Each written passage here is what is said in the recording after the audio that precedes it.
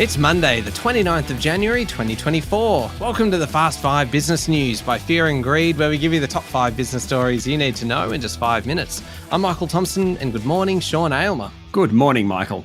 Sean, 5 stories in 5 minutes. Let's get going. Story number 1. How about this?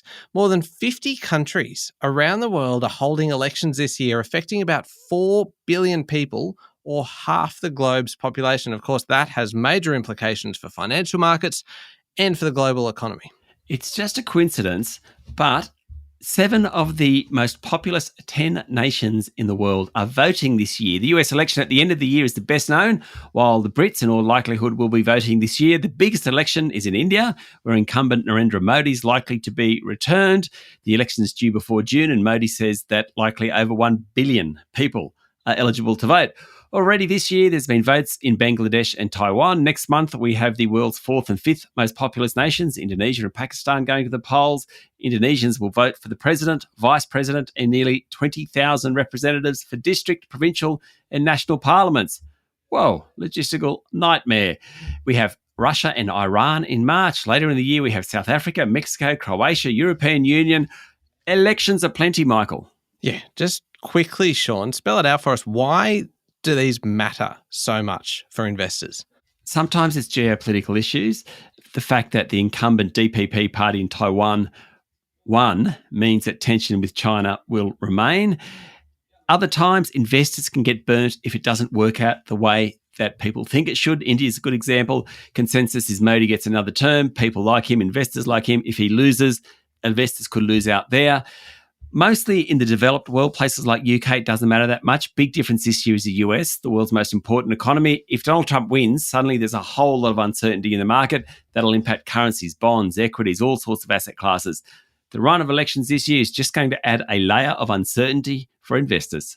It is going to be absolutely fascinating to watch. On to story number 2. The Reserve Bank, Sean, says the majority of the $100 billion worth of banknotes in circulation are actually being hoarded as a store of value, and a chunk is being deployed to facilitate crime. Yeah, so about 9 to 26 billion is for legitimate transactions. 7 to 11 billion is being used to facilitate crime. Another 7 to 11 is in the shadow economy. The overwhelming majority, between 55 and 80%, is being hoarded, including about $20 billion that's been taken overseas. Now, all the growth has been in those big banknotes, $50 and $100. The one thing that really amazes me, the Reserve Bank found that between $5 billion and $9 billion in cash has been lost. I just love that idea of just $5 to $9 billion just floating around waiting to be found. Now, story number 3, Sean, 2024. Could be another tough year for new listings on the Australian share market unless there is a sharp upturn in confidence. This is according to a report by advisory and accounting firm HLB Mann Judd. Yes, HLB's annual IPO watch, which was released last week, said there was only 32 new listings on the ASX last year, most of them small cap companies, lowest number in 20 years, in at least 20 years. The report says only 5 small cap local companies, 4 miners and 1 wealth manager, are registered to go ahead this year. Now, we might get something like a Virgin Australia IPO, but it's not there yet. In contrast, dozens of companies delisted last year. SG Health, United Malt, Janus Henderson, Invacare, Yellow Brick Road, Newcrest Mining was the big one, Blackmores. Already this year, we've seen Allcom and Sezzle go. Makes it tough when you've got a shrinking pool of stocks on the ASX for superannuation funds to invest their money. Yeah, story number 4, an update really on a story from last year about the New South Wales numberplate 1, so it says New South Wales 1, which was going up for auction. Yes, it sold for $11.505 million. At the same time, the Queensland numberplate Q1 sold for $5.655 million.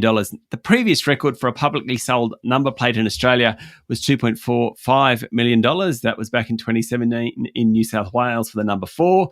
Queensland Q1 breaks the record for the most amount of money spent on a 2-digit plate. New South Wales 1 has now been confirmed as one of the most valuable number plates in the world. Of course, the most valuable was sold last year in Dubai, P7, that one was, $22.8 million.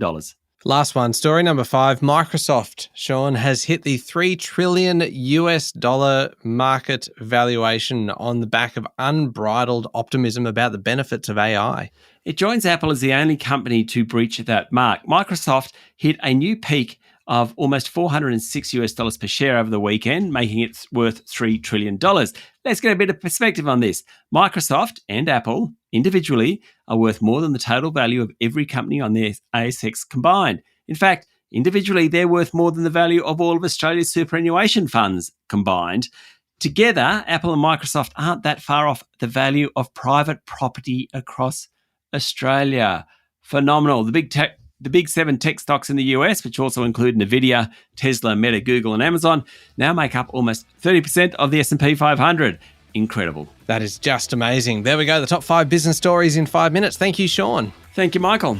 It's Monday, the 29th of January 2024. Remember to hit follow on the podcast. And if 5 minutes isn't enough, you can find our longer daily show called Fear and Greed Business News wherever you listen to podcasts. I'm Michael Thompson, and that was the Fast 5 Business News by Fear and Greed. Have a great day.